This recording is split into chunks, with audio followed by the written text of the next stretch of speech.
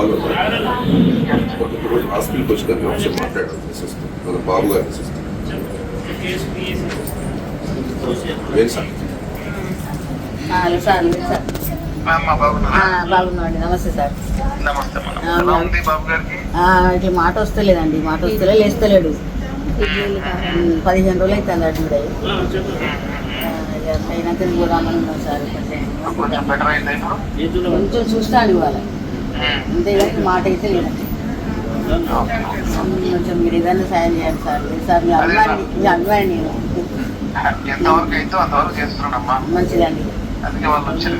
వచ్చి సార్ మంచిదండి. ఓకే అన్న థ్యాంక్ యూ ఓకే.